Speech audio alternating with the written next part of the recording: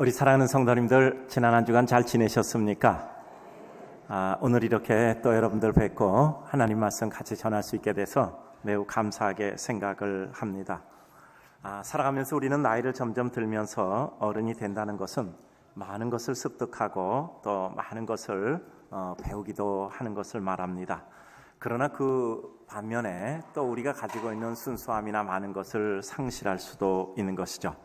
오늘 예수님께서 예루살렘 성전을 정화시키는 장면에서 아이들이 예수님을 향하여 호산나 호산나 다윗의 자손이여라고 외칩니다. 그 장면이 본문 21장 15절에 기록이 되어 있죠. 그런데 예수님은 이를 보고 노아에서 신성모독이라고 노하는 대제사장들과 서기관들에게 16절에서 어린 아기와 젖먹이들의 입에서 나오는 찬미를 온전케 하셨도다라는 시편 8편 2절의 말씀을 인용하여 말씀하고 있습니다. 지금 어린아이와 같이 순수한 마음으로 메시아 예수 그리스도를 알아보며 이와 같이 하나님께 사용되어 예수 그리스도를 찬미하는 이와 같은 것에 대해서 말씀하고 있는 거죠. 정말 어린아이 믿음이 순수하다라는 생각을 합니다. 저는 요즘 왜 그런지는 모르겠는데 자꾸 제가 어렸을 적에 교회 다니던 생각이 나요. 저도 어릴 적부터 교회를 다녔는데 그래서 제가 아이들이 교회 와서 노는 걸 아주 좋아합니다. 중고등학교 때 은혜 받고 교회 가서 기도하고 또 어떻게 새벽 기도회까지 나가게 되었고 또 중고등부 예배 드리는 것은 부족하다고 생각돼서 작년 예배에 참석하고 잘 알지도 못하는 나이 많으신 목사님의 설교를 듣고도 내용은 잘 파악이 안 돼도 하여간 은혜가 되고 있었던 이러한 시절이 있었습니다. 학교 가기 전에 교회 가서 한번 기도하고 버스 타고 학교 가고 또 버스 타고 와서 교회 와서 기도하고 집으로 돌아가는 이와 같은 때를 생각하면 정말 왜 그렇게 그때가 좋았는지 모르겠어요. 요즘도 아이들 와서 놀고 떠들고 또 막 뒹굴러도 그게 그렇게 좋아 보이곤 합니다. 가끔 가다 보면 우리 주일 저녁 예배 같은 데 보면 애들이 부모 따라와서 꾸벅꾸벅 졸고 나가다 졸린 눈 비비고 나가고 이런 걸 보면 정말 하나님께서 저 아이들을 어떻게 축복할까 하는 생각이 들고는 합니다. 제가 오늘 여러분께 개연성에 대해서 오늘도 말씀드릴게요. 제가 요즘 각 교구별 간담회 및 기도회 가지게 되는데 이 개연성에 대해서 많이 말씀을 드리고 시대 구획에 대해서 말씀을 드리거든요. 모든 것은 연결고리를 가지고 일어난다는 거죠. 즉 과거와 현재와 미래가 연결되어져 있고 지금 일어나는 사건은 우연히 일어나거나 돌연변이는 없습니다. 우연과 돌연변이도 필연적인 결과에 의해서 일어나는 것뿐이지 예상을 못해서 돌연변이다 우연이다라고 얘기할 뿐입니다. 요즘 교회 건축을 한다고 생각을 하니까 제가 한 가지 드릴 말씀이 있습니다. 한 20년 전에 그러니까 뭐 한 정확히 20년 전인지 모르겠어요. 그날 저도 이렇게 뭘 하다가 보니까 늦어서 한 11시 넘었으리라고 제가 생각을 하는데 그 12시 가까웠거나 아마 그 정도 된 것 같습니다. 그냥 혼자 이렇게 차 타려고 주차장으로 가서 이제 집으로 가야 되잖아요. 이제 차를 타려고 하는데 그 주차장이 그 늦은 밤 시간에 웬 남자애 하나가 뭔가 뚜덕뚜덕 저 끝에서 주차하는 끝에서 만들고 있더라고요. 제가 하도 신기해서 이렇게 가서 봤어요. 웬 어린애가 만들고 있는데 한 고등학생쯤 됐더라고요. 그래서 제가 그 얘기를 했습니다. 너 지금 뭐 만들고 있니? 그랬더니 그때 미랄의 밤인 것 같아요. 제가 이름도 정확히 기억이 안 나는데 우리 학교 다닐 때 보면 교회에서 문학의 밤 이런 게 있잖아요. 예를 들어 찬양도 하고 시도 낭송하고 그다음에 또 월집도 하고 이런 거 있잖아요. 이제 그런 거 하는 겁니다. 근데 그러더라고요. 그거 필요한 것도 이렇게 제가 만들고 있습니다. 그러더라. 근데 난 하도 신기한 게 그런 거 하면 보통 친구들이 어울려서 하잖아요. 근데 걔는 혼자 하더라고. 그 늦은 밤에. 그러니까 좀 친구들하고 어울리는 맛에 또 그런 것도 하는데 그 혼자 필요한 걸 끄덕끄덕 만들고 있는 거예요. 그래서 제가 하도 신기해서 제가 그 이름을 물어봤어요. 실명으로 공개해도 괜찮을 것 같아요. 그 이름을 물었더니 너 이름 뭐냐 했더니 백정기라 그러더라고. 백정기. 그게 참 제가 그 마음을 마음속에도 뒀거든요. 참 신기하다. 그래도 어린애가 어쨌든 필요한 거 그에 있는데 이렇게 혼자 그거를 만들어내고 있다니. 그럼 누가 봐주는 게 아니잖아. 혼자 하니까. 누가 봐주고 칭찬받으려고 하는 것도 아니란 말이에요. 그러니까 참 그렇다라고 생각하고 있었는데 얼마 전에 저희가 이제 그 예배당을 짓게 되잖아요. 그래서 제가 꼭 한 가지 하고 싶었던 게 있었습니다. 뭐 저는 예배당 지려고 생각 안 했었던 거고, 근데 그래도 20년 동안 안 짓겠다고 했으니까 20년 지나면 이제 짓게 될 것 같다라는 생각을 하고 있었는데, 그때 되면 내가 꼭 해야 되겠다라고 마음 먹은 게 있습니다. 이게 뭐냐, 우리는 한 사람이 1000명을 돕고 빵과 함께 복음을 전하고 우리는 인류애를 실천하는, 이 기도의 뭐 아주 전형적인 문구잖아요, 우리 교회에. 그래서 제가 꼭 인류애를 실천해야 된다, 우리는 성도로서. 그것이 하나님의 사랑이다. 그래서 하나님의 사랑의 구체적인 표현은 인류의 실천이라는 것으로 나타나는 것이다. 뭐 이제 이런 그 논리를 우리는 가지고 있잖아요. 그래서 그 인류의 실천상을 만들어야 되겠다라고 생각했습니다. 그게 사람 같은 구상화된 인물인지 아니면 어떤 조형물 같은 비구상적인 요건이든지 뭐 괜찮습니다. 그래서 인류의 실천상을 꼭 만들어서 교회에다가 설치를 해놔야 되겠다라고 생각을 했습니다. 우리는 교회가 이렇게 인류애를 실천하는 것을 모방합니다라는 뜻이겠죠. 근데 이제 예배당을 짓게 돼서 그 인류의 실천상을 만들어야 되겠다라고 생각을 하는데, 그러면 어떤 작가에게 맡기냐? 근데 볼 것도 없었어요. 그 백정기라는 애가 나중에 조소 조형 작가가 됐습니다. 미술을 공부해서. 뭐 생각할 것도 없어. 백정기한테 맡기면 되겠구나. 근데 이게 모르는 사람이 보면 갑자기 우리 목사님이 인류의 실천상 만든다 그러면서 그것도 백정기 작가한테 이렇게 맡긴다 그러면 뭐 갑자기 난데없이 백정기한테 맡긴다는 거 아니에요? 근데 그게 아니잖아요. 20년 전에 고리가 생긴 거란 말이에요. 참 그래, 아이가 참 아무도 안 보는데 혼자서 밤늦은 시간까지 저렇게 쭉 누구 칭찬하는 사람 없어도 수고하는구나. 그게 목사의 마음에 있으니까 그 이름을 기억하고 있었단 말이야. 그러다가 그게 고리가 돼서 그 순간 나오는 거죠. 역사도 그런 겁니다. 어느 날 우발적으로 사건이 일어난 것 같고 어느 날 돌연변이가 일어난 것 같지만 전혀 그런 게 아니에요. 모두 다 개연성, 연결고리를 가지고 그것은 이와 같이 한순간에 그와 같은 것들이 터져 나와서 그렇게 됐을 뿐입니다. 우리의 삶도 마찬가지입니다. 우리의 삶에 있어서 어떤 과거도 지워지지 않습니다. 과거에 내가 아무리 잘했어도, 아무리 잘못했어도, 아무리 부끄러워도, 지우고 싶어도, 가리고 싶어도, 없애버리고 싶어도, 그리고 자꾸 꺼내서 자랑하고 싶어도 어떤 경우에도 과거는 없어지지 않습니다. 그 과거에도 반드시 고리가 있습니다. 우리는 과거를 어떻게 극복해야 될까요? 남이 모르게 지우고 세탁해서 없어지는 것이 아니라 그것을 극복하는 것은 지금의 상태가 더 좋아서 오히려 과거의 어려움과 부끄러움이 나에게 있어서 용기를 주는 게 돼야 돼요. 여러분, 지금 워낙 여러분들이 잘 되면 여러분 과거에 있던 것은 여러분에게 부끄러움이 아니라 훈장이 되는 거예요. 과거의 부끄러움이 훈장이 되려면 현재가 굉장히 잘 돼 있어야 됩니다. 그러면 과거에 내가 이렇게 못난 사람이었는데 이렇게 훌륭하게 됐다, 하나님이 연애, 이렇게 말할 수 있는 게 되잖아요. 그러니까 우리의 과거를 세탁하는 건 그것을 아무도 모르게 꽁꽁 감추는 게 아니라 그 어려웠던 부끄러웠던 과거보다 현재가 더 하나님 앞에 반듯하고 하나님 앞에 은혜로움 되는 거예요. 그래서 모든 것은 과거와 현재를 거쳐 이것이 미래에 영향을 주게 되는 것입니다. 따라서 모든 것은 연결되어 있는 거예요. 따라서 우리는 지금 내가 어떤 생각을 하는가, 그리고 내가 어떤 행동을 하는가, 내가 어떻게 살았는가는 지금만 영향을 주는 게 아닙니다.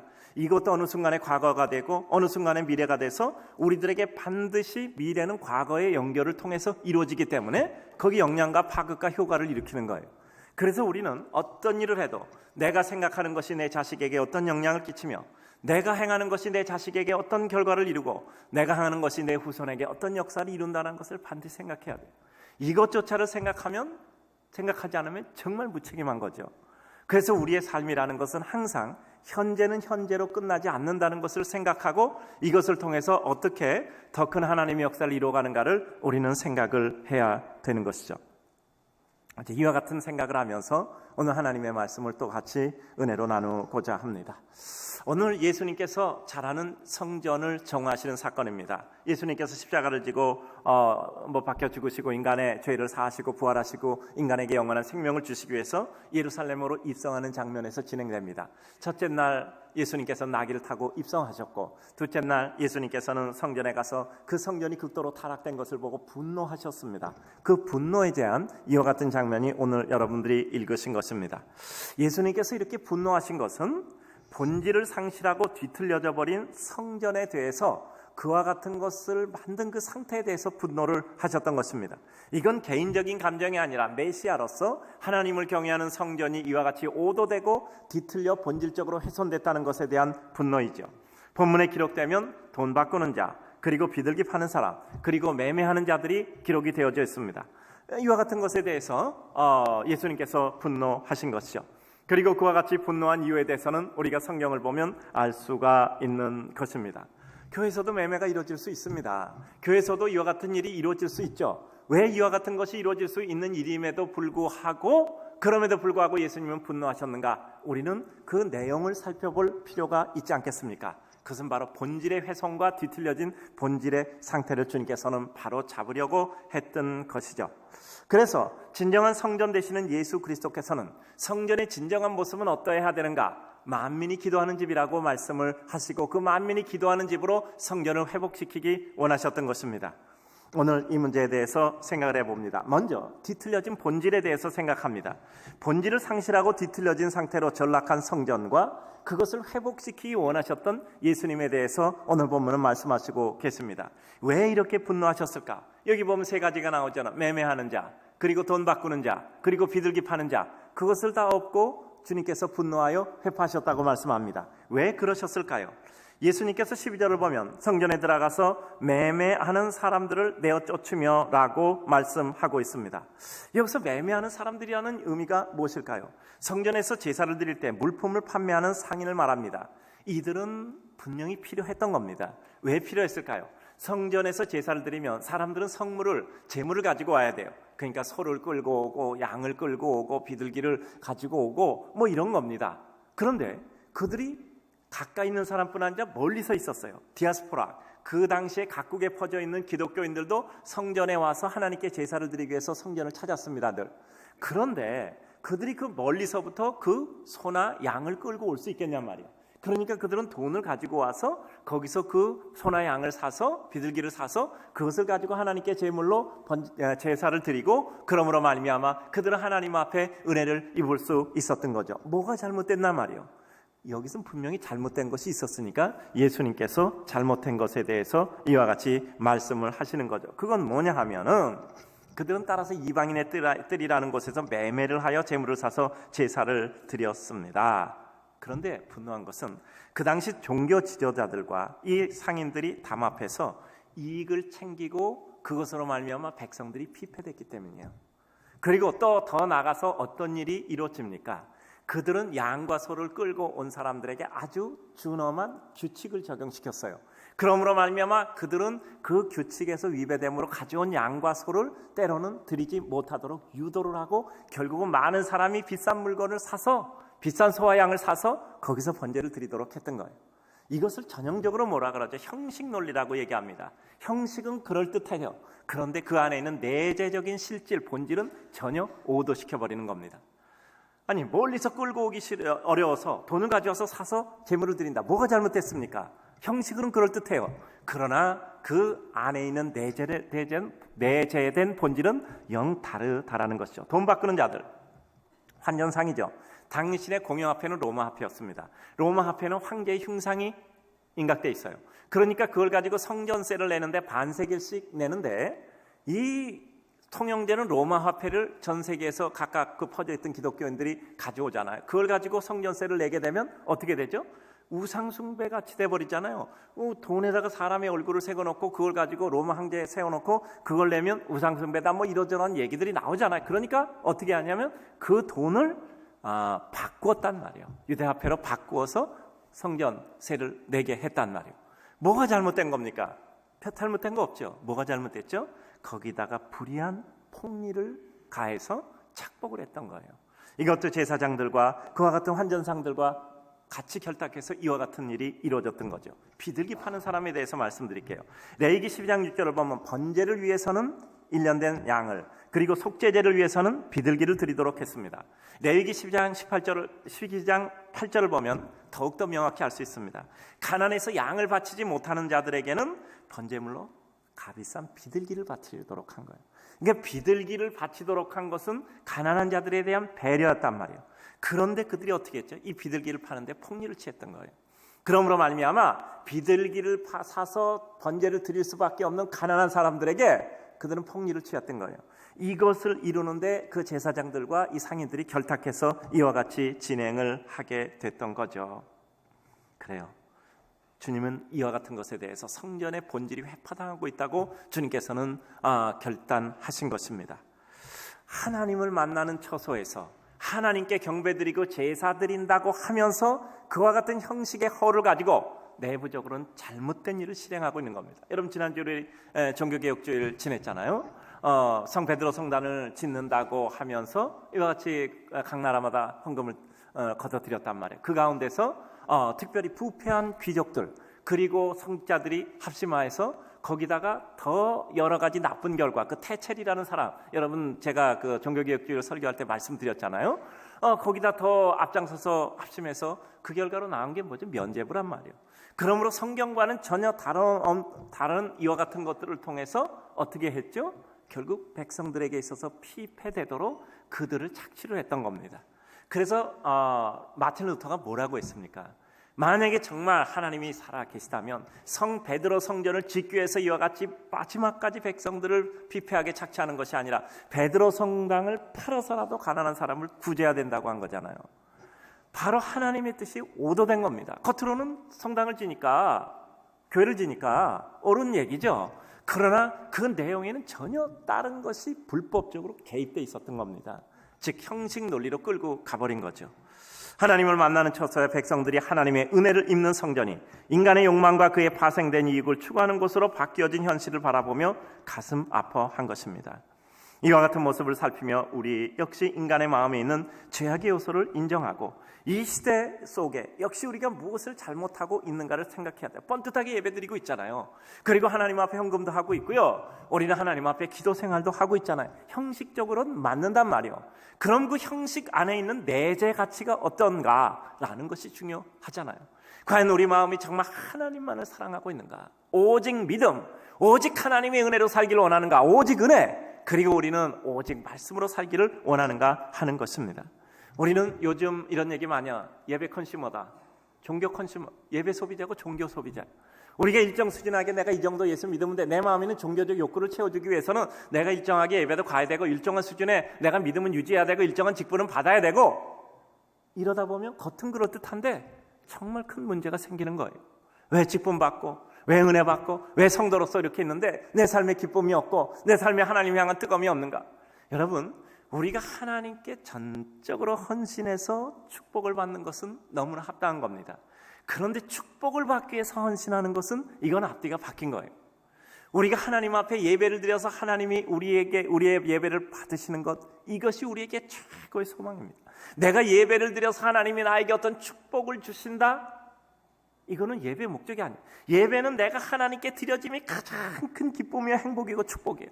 내 자신의 시련을 하나님께 내가 예배자로 드려져 하나님께 드려지는 거란 말이에요. 근데 그것이 우리에게 축복의 어떤 목적으로 가야 하는 방법이 된다면 우리 예배는 값싼 이와 같은 투자잖아요. 우리는 하나님 앞에 정말 싸구려 복음을 받아서 우리는 하나님 앞에 싸구려로 값치르고 그리고 하나님 앞에 큰 축복을 받아야 되는 이와 같은 구도를 하고 있는 것은 아닙니다. 그래요. 우리들의 삶 가운데 형식이 그럴듯하다고 해서 내재 가치가 동반되지 않으면 우리들에게 일어나는 게 뭐죠? 본질이 뒤틀어지며요. 우리의 본질은 하나님을 섬기는 것, 사랑하는 것, 은혜를 이루는 것. 하나님을 너무 사랑하기 때문에 우리 인간들을 사랑하는 것. 인간들을 사랑하기 때문에 그들에게 뭔가를 주고 싶어요. 사랑하면 주고 싶으니까 열심히 일하는 거예요. 그리고 하나님께 은혜를 구하는 겁니다. 이유 있는 축복, 논리 있는 축복, 근거 있는 축복이라고 말씀드렸잖아요. 그래서 우리는 하나님의 은혜 가운데 나아가는 것입니다. 여러분, 그리고 교회에서는 어떤 믿음의 다른 유익을 얻어서는 안 됩니다. 교회에서는 믿음 외에는 어떤 다른 유익을 얻어서도 안 돼요. 만약에 믿음의 어떤 다른 유익을 얻으려고 생각한다면 우리는 그때부터 시험에 드는 겁니다. 교회가 믿음에 둘 수 있는 유익이 뭐가 있겠습니까? 그건 없어요.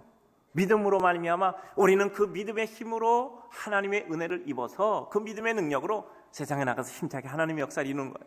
교회는 사람에게 인정받고 내 말을 사람들이 인정해야 돼. 내가 어떤 자존감을 가지고 이런 것이 아니란 말이에요. 사람들이 내 말을 따라줘야 되고 내 논리를 따라줘야 되고 나를 정말 후대해줘야 되는 게 교회는 아니란 말이에요.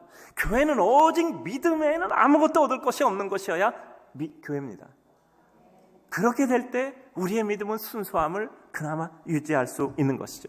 우리는 부패한 인성을 가지고 있어요. 우리는 부패한 인성을 가지고 있는데 부패한 인성을 가지고 있으니까 어떻게 되죠? 가만히 있으면 저절로 부패하는 거야. 부패한 것을 놓는데 저절로 확장되잖아요. 그럼 어떻게 했죠? 이것을 씻어내야 돼요. 끊임없이 씻어내야 돼요. 그러니까 우리가 하나님 앞에 날마다 회개하지 않으면 우리의 죄성은 날마다 우리를 점점점 부패의 늪으로 가져가는 거예요. 하루라도 기도하지 않으면 우리는 또 부패되는 거예요. 하루라도 하나님 앞에 나오지 않으면 우리는 또 하나님 앞에 부패되는 겁니다. 그래서 우리는 날마다 하나님의 은혜를 향하여 나아가게 되는 것이죠. 주님의 뜻을 빙자하기는 하나 어떻게 교회를 통해서 내 생각, 내 이념, 내 주장, 성취, 만족을 얻어야 될까? 라는 자아만족감을 위해서 우리가 하나님 앞에 나간다면 그것은 우리의 비극이란 말이죠. 우리는 가슴 아프지만 하나님께 내 모습에 대해서 어떻게 생각할까를 잊지 말아야 합니다. 하나님의 뜻과 사랑을 인간에 대한 하나님 사랑하듯 사랑해야 함을 우리는 반드시 이루어야 돼요. 즉 하나님을 사랑하기 때문에 우리는 그 인생들을 사랑하는 것입니다.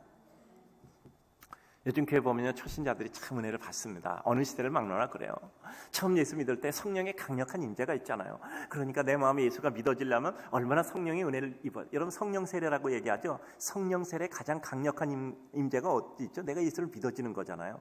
내가 어느 날 예수를 안 믿었는데 내가 예수를 믿게 된다는 것, 성령의 강력한 임재가 임했기 때문에 내가 예수를 믿는 겁니다. 그러니까 얼마나 소위 말하는 은혜 시대가 이루어지잖아요. 제가 우리 세진자들도 이렇게 뭐 한 달이나 한 달 반쯤 모여서 이렇게 간담회를 가지는데 그 참 그 은혜가 돼요. 이렇게 대화하고 그러면 이렇게 참 가까워지고 뭐 거의 교회 다 나오는 것 같아요. 그날 나오신 분들은.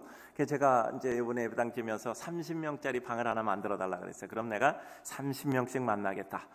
그래서 우리 새가족들도 그리고 제가 새가족들은 30명만 딱 모아놓고 제가 설교해야 되겠다고 생각을 했어요.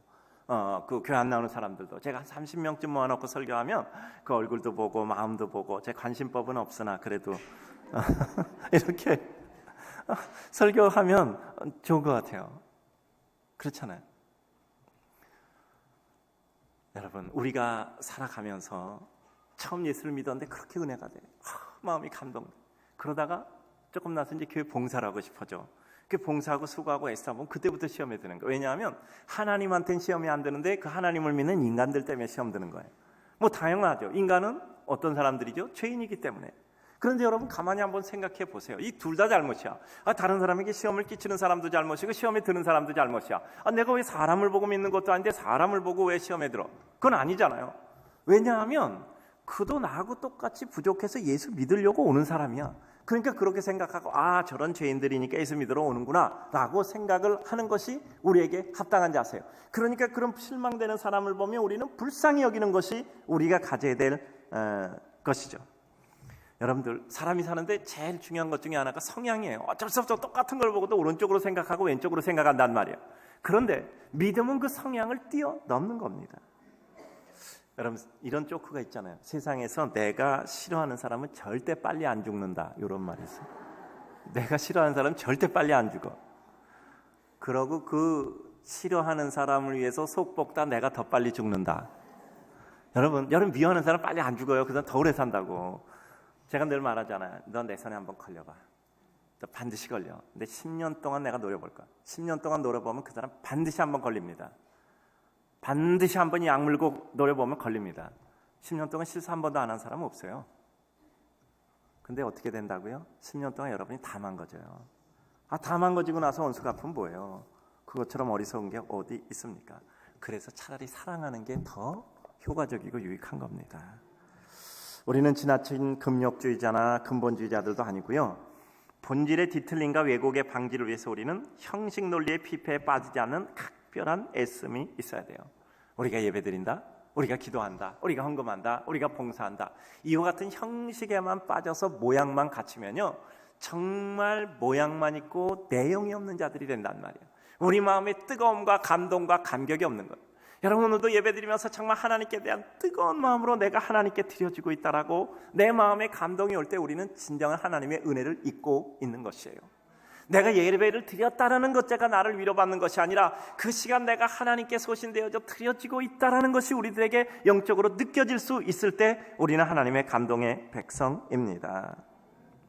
우리 성도들이 흔히 빠지기 쉬운 함정이 있죠. 근본적으로 어떤 명분을 갖추어서 자신의 마음에 있는 죄악의 요소를 덮는 거예요. 그래, 내가 이 정도 예배 가고 있는데, 내가 이 정도 헌금하고 있는데, 내가 이 정도 봉사하고 있는데, 나 이 정도 하면 돼 라고 생각하고 그것으로 자기를 스스로 무마하는 겁니다. 이건 뭐냐면 사랑한다고 말하고 술 먹고 아내 패는 사람하고 똑같아요.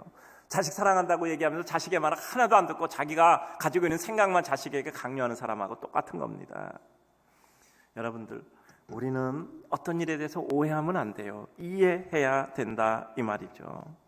사랑한다고 말하고 내 뜻이나 강요한다고 하면 그건 사랑이 아니라 그것은 강요잖아요. 한 걸음 더 나갑니다. 예수를 믿었더니 축복받는 건 좋은데 축복을 위해서 예수 믿는 것은 이제는 아니라고 말씀을 드렸잖아요. 성경에는 다윗이나 솔로몬처럼 모든 축복을 다 받은 사람도 있어요. 그러나 모세는 지도자임에도 평생 광야에서 그렇게 척박하게 살았던 거예요. 똑같은 지도자인데 다윗이나 모세는 왕궁에 살았는데 똑같은 지도자인데 모세는 40년 동안 그 광야에서 그냥 그렇게 척박하게 살았던 거예요. 근데 두 부류 다 하나님의 백성이에요. 이건 뭘 의미하죠? 우리는 하나님께 간구하지만 하나님의 축복은 우리가 수용하는 겁니다. 하나님이 우리에게 주시는 축복은 각각 달라요. 광야의 축복이기도 하고 왕궁의 축복이기도 하단 말이에요. 왕궁도 축복, 광야도 축복입니다. 인간의 눈으로 판단할 수는 없는 거예요. 그래서 우리는 구함이라 그리고 또 수용이라는 두 가지를 다 하나님의 은혜로 받아들여야 되는 거죠. 받아들인다는 건 뭐죠? 그것을 통해서 최고 아름다움을 이루는 거예요. 예수님 십자가에 쓴 자를 면케원했지만 그에게 주실 때 그는 그것을 통해서 최고로 아름다운 성취를 이루셨어요. 십자가에 죽으시고 그리고 부활하심으로 말미암아 그 모든 것을 아름답게 꼽혀내셨던 겁니다. 그러면 교회 본질 회복을 위해 그리고 내 자신의 성도로서의 회복을 위해서 우리가 해야 될 일은 뭡니까? 성전의 본질인 만민이 기도하는 집으로 성전을 만들어야 되는 거예요. 그래요. 내 집은 기도하는 집이라 일컬음을 받으리라. 이거 이사야 56장 7편을 인용한 거거든요. 그런데 목적과 다르게 호도됐단 말이에요. 너희는 강도의 소굴을 만드는도다. 예레미야 7장 11절을 인용하셨어요. 즉 욕심을 채우는 소굴로 전환했다는 겁니다. 여러분, 교회 와서 뭔 욕심이 있겠어요? 사람들에게 인정받아야 됩니까? 사람들이 내 말을 들어줘야 됩니까? 사람들이 나에게 친절하게 인사해야 됩니까? 그 사람들에게 인상 쓰지 말아야 됩니까? 우리가 교회 와서 원하는 것은 뭡니까? 교회는 와서 하나님께 기도하는 집이야. 기도하다는 건 뭐죠? 어떤 걸 봐도 다 마음이 편한 거야. 어떤 사람을 봐도 불쌍하게 여겨지는 거야. 누가 화내면 오히려 그가 가엾어지는 거야. 이게 기도하는 자의 마음이고 하나님의 은혜를 입은 자의 마음이잖아요. 세속과 자기주관, 그리고 기호와 선호의 표출로 인한 인간의 구분과 나님, 그리고 탐심과 사단의 흔듦에서 우리는 이 교회를 지키고 나 자신 성도를 지켜야 하는 것입니다. 교회는 그냥 세워져서 있는 것이 아니라 성도들이 그 교회를 바로 세우고 유지시키기 위한 끝없는 애씀들이 수반되어야 하는 거죠. 주님께서는 성전의 훼손을 방치하지 않고 새롭게 회복시키기를 원하셨던 거죠. 신대원 가니까 첫 시간에 이렇게 써놨더라고. 개혁교회는 날마다 개혁되어야 한다. 이게 첫 번째 강의 맡은 분의 강의 내용이더라고. 개혁교회는 날마다 개혁되어야 된다. 우리 믿음의 사람은 날마다 새로워져야 되는 거예요. 주께서 성전을 이와 같이 오도된 상태에서 새롭게 하신 것처럼 우리는 날마다 새롭게 해야 돼요. 이전에 우리가 모두 잘못했다고 다 부정하는 것이 아니라 우리가 이전에 잘한 것도 있고 이전에 잘못한 것도 있다면 그 잘한 것은 감사해서 더 극대화시키고 잘못한 것은 하나님의 은혜 가운데 수정하는 것이 우리가 해야 될 하나님의 은혜입니다. 나 잘못한 거 아무것도 없어. 그 사람이야말로 가장 잘못된 거죠. 우리의 지혜는 뭐죠? 무지의 지. 내가 무지하다는 걸 아는 게 지혜잖아요. 덕이 예수님은 오늘 상태에 대해서 분노하셨지 사람에 대해서는 분노하시지 않았어요. 인간에 대해서는 분노하지 않고 그 상태에 대해서 분노하셨던 거죠. 인간은 끝까지 품으시는 거죠. 그들을 벌하시는 게 목적이 아니라 성전을 회복하는 게 목적이었죠. 그래서 주님은 그들에게 손해를 보게 하신 것이 아니라 그들을 바로 세우셔서 회복시키게 하셨던 것이죠. 그래요. 우리는 잊지 말아야 합니다. 지상교회는 죄악된 인간들이 모이는 거예요. 여러분, 여기 있는 사람들 죄송합니다. 여러분 있는 거 낱낱이 다 밝히면 여러분 여기 얼굴 들고 있겠습니까? 일정하게 하나님께서 커튼 쳐서 가리우니까 우리는 서로를 보고 있는 거예요. 그래서 얘기했잖아요. 상대가 말하려고 하지 않는 것, 상대가 알리고 싶지 않은 것은 절대 알려고 하지 마라. 왜냐하면 그냥 그 사람을 인정해 주는 거예요. 아니 정말 그 사람 부끄러워서 이거 알리고 싶지 않은데 뭘 꼬치꼬치 물으세요. 그래서 어떻게 됐는데? 그건 사단이 하는 소리예요. 본인이 알려주고 싶지 않으면 그냥 무슨 알리고 싶지 않은 것이 있는가 보다 라고 그냥 편안하게 생각하고 그에게 인정하는 것이 우리에게 은혜입니다. 여러분, 교회와 또 하나님의 백성, 성도를 위해서 우리가 해야 될, 애쓰고 노력해야 될 것은 인간의 마음을 이제는 버리는 겁니다. 자기 십자가를 지고 자리를 버리는 거잖아요. 하나님의 심정을 헤아리고 하나님의 심정으로 그 인생들의 모든 것들을 대하는 것입니다. 언제나 자기보다 남을 더 낫게 여기고 훌륭하게 여기는 심정이 없다면 이 모임은 결국 인간의 각축장으로 변해버리고만, 누가 더 인정받고 누가 더 훌륭하고 누구의 말이 더 권위 있고 누가 더 사람들에게 이와 같이 호응을 받고 하는 생각을 하면 벌써 이거는 소셜클럽으로 전환하고 마는 겁니다. 거룩의 추구, 사랑의 추구, 그 거룩과 사랑의 추구의 범위를 확장해 나가는 복음 전파의 사명, 이와 같은 것들이 우리들에게 이루어지는 거죠. 이제 만약에 내게 있어서 정말 내가 교회 나오는 이유가 뭔가, 내가 예수 믿는 이유가 뭔가, 우린 영적인 구도자잖아요. 딱 한 가지예요. 구도자. 우리는 구도를 위해서 온 겁니다. 여러분, 왜 여기 오셨어요? 구도를 위해서 온 것이잖아요. 그럼 구도자로 살아야 되잖아요. 날마다 하나님의 도를 살아야 되잖아요. 구도를 위해서 얼마나 많은 사람들이 고통을 겪고 그들이 각각 그들의 삶을 떠나서 얼마나 많이 애를 썼어요. 우리는 생활 속에 구도하는 구도자잖아요. 하나님이 나에게 원하는 것은 무엇일까? 내가 가야 될 길은 무엇일까? 나는 어떠한 삶을 살아야 되는가? 하나님이 나를 통해서 이루실 하나님의 뜻은 무엇인가? 그것이 우리들에게 너무나 절실한 거잖아요. 다른 사람이 나를 어떻게 평가하고 나는 어떻게 대우받고 나는 어떻게 이러저러한 모든 일을 이루는가 라는 것은 우리들에게 그렇게 큰 것은 아니잖아요. 하나님이 내게 성도로서 요청하는 것은 무엇일까요? 영적 자아만족과 충족감이요. 우리 자신이 기쁘고 평안한 삶의 은총을 누리고 사는 거예요. 아무리 여러 가지가 있어도요, 우리가 하나님의 은혜로 만족해야 돼요. 믿음으로 말미암아 기쁜 것만 가지고도 내 삶은 충분히 기뻐야 돼요. 다른 것이 없어도 기뻐야 돼요. 그 가운데 다른 것을 주시면 더 기쁘고, 그것을 내 손에 쥐었으니 하나님의 은혜 가운데 사명으로 느끼고 그것을 통해서 하나님의 일을 이루는 것이죠. 나로 말미암아 다른 사람에게 큰 기쁨과 은혜를 끼치고 나는 겁니다. 이건 뭐죠? 바른 주변 영향력이에요. 그리고 확장적 은혜의 영역 확대. 어떤 경우도 하나님의 이름이 높아지고 하나님의 역사가 이 땅에 선포되도록 내가 기여 공헌하고 사용되어져야 돼요. 여러분, 우리가 며칠 더 밥 먹고 몇 년 더 밥 먹고 몇 달 더 밥 먹는 게 무슨 의미가 있겠습니까? 똑같은 일의 반복은 큰 의미가 없어요. 그럼 나에게 있어서 날마다 새로운 창조를 부여할 수 있는 하나님의 새로운 은혜가 임해야 되잖아요. 어제와 오늘이 다르고 오늘과 내일이 다르고 날마다 하나님의 역사가 달라야 되잖아요. 저도 이 교회에서 27년 목회를 했습니다. 저도 올해쯤은 한번 무엇인가 깊이 생각하고 결정하고 분조를 해야 될 나이의 때가 딱 됐더라고요. 정말 남은 시간을 어떻게 하나님 앞에 사용해야 되는가, 어떻게 하나님께 드려야 될 것인가를 생각하지 않을 수 없는 따로 그와 같은 중요한 한 시점이 됐더라고요. 목회하는 거 매우 중요하죠. 매우 중요하죠. 여기는 목회라는 것은 또 확장적 영역이 있잖아요. 여기 있는 모든 사람들 중에 하나님의 은혜를 받으며 그 사람들이 가서 이루는 곳곳마다 하나님의 천국이 이루어지잖아요. 굉장히 훌륭한 사역입니다. 그렇다면 그 일을 계속하려면 뭔가 분명한 이유가 있어야 되잖아요. 왜 계속해야 돼? 그러면 뭔가 분명한 이유가 있어야 되잖아요. 전과 똑같은 일을 다시 한번 반복하는 것이라면 이거는 특별한 의미가 없잖아요. 그러면 무엇을 해야 되나? 그 생각을 할 수밖에 없었습니다. 어떤 일을 지속해야 되나? 지속해야 되면 어떤 지속해야 될 명분과 그리고 분명한 바른 실제적인 내용과 그리고 이유가 있어야 될 거 아니에요. 이즘 시대는 바알에게 무릎 꿇지 않은 실천명이 필요한 시대예요. 7,000명이라는 게 숫자적 7,000명은 아니고 하나님의 의미와 영적 상징이겠죠. 여러분, 우리나라 점점 살기 좋아지잖아요. 국민소득 3만 불 넘고 교회가 깨지지 않은 나라는 하나도 없어요. 다 사람들이 자기가 좋아서 자기 좋은 대로 다 가는 거야. 소위 말하는 종교적 필요성, 영적 필요성이 점점 소감해 가고 있는 거예요. 체감 점점 줄어들고 있는 거죠. 여러분, 아니 살만하니까 재미있으니까 없어도 돼, 절실하지 않아도 돼, 뭐 어려워야지 강구하지, 살만한데 조금 있으면 해결되고 그래요. 이런 시대 속에 정말 하나님께서 새로운 시대를 열어가실 바알에게 무릎 꿇지 않은 7,000명이 필요한 시대예요. 정말 우리 성도들 하나하나가 하나님 앞에 반듯하게 세워지는 정극같이 깎아진 하나님의 거룩한 백성이 돼야 되는 거예요. 바른 믿음 가운데 정말 하나님께 대한 바른 신앙 가지고 우리 주님만이 나의 기쁨이 될 수 있어요. 어려운 일이지만 반드시 점검해야 됩니다. 내 부족을 경청하고 내 스스로의 잘못과 과오를 파악하고 고쳐야 돼요. 우리의 거룩은 뭐죠? 나의 부족과 죄를 고백하는 것이 우리의 거룩입니다. 정말 우리는 그러므로 말미암아 정의로운 자가 힘을 가지고 자유로움을 동시에 가져야 돼요. 말만 정의로우면 뭐해? 힘이 있어야지. 힘만 있으면 뭐해? 힘만 있으면 뭐예요? 정의롭지 못하면 그것은 불의가 되잖아요.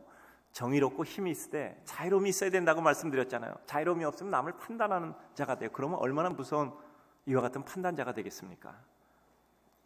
힘이 있고 정의롭되 자유로움을 가져야 된다고 말씀드렸잖아요. 그리고 내 마음의 판단을 통해서 마귀의 판단이 돼서 결국 자신의 의를 주장해서는 안 돼요. 제가 이 말이 굉장히 마음에 박혀요. 내 의로움을 위해서 다른 사람을 불의하게 만들면 안 돼요. 다른 사람이 불의하다는 것을 입증함으로 말미암아 내 의로움이 증명돼서는 안 된단 말이에요. 우리가 의롭다는 것은 다른 사람을 세워감으로 내가 더 의로워지는 이와 같은 것이 우리에게 진정한 의죠. 선을 행하고 사람을 세우고 공동체를 행하는 거죠. 오늘 말씀을 맺고자 합니다. 사람들은 언제나 자기 소신과 기준이 있어요. 나름대로 선한 원칙도 있습니다. 그러나 결국 뭐죠? 그게 자기 원칙, 자기 기준, 자기 소신이에요. 우리가 성숙했다는 것은 내 자유가 다른 사람을 침해하지 않은 거예요. 자유는 곧 자율인 것이죠. 내 우수함이 다른 사람에게 짐이 되는 것이 아니라 다른 사람을 기쁘게 해야 된다 이 말이에요. 그게 진정한 우수함입니다. 소신과 기준이 있습니까? 소신과 기준 전에 사랑부터 하세요. 사랑도 못하는 이들이 무슨 소신과 기준입니까? 우리들에게 있어서 제일 원칙은 사랑이요. 그러므로 정말 다른 사람이 틀렸다 맞았다를 판단하기 전에 내가 그 사람을 먼저 사랑하고 하나님을 사랑하는 것이 우리들에게 먼저이고 그것이 우리의 소신이 되는 겁니다. 교회 본질은 무엇입니까? 하나님의 사랑이요. 하나님의 사랑이 나에게 임하여 그 하나님의 사랑을 입은 내가 하나님을 사랑하고 그 하나님을 사랑하는 방법으로 인생들을 사랑하는 거예요. 그것을 위해서 예수 그리스도는 십자가에 못 박히신 것입니다. 진리는 자유를 주고 사랑을 줍니다. 오늘 사랑하는 우리 성도님들, 우리의 삶 가운데 성도가 성도로 그리고 교회가 교회로 하나님의 은혜 가운데 비틀려진 본질적인 문제들이 있다면 이 본질 가운데 우리는 하나님의 은혜로 회개하여 바른 본질을 추구하는 하나님의 거룩한 백성 되기를 주의 이름으로 축복합니다.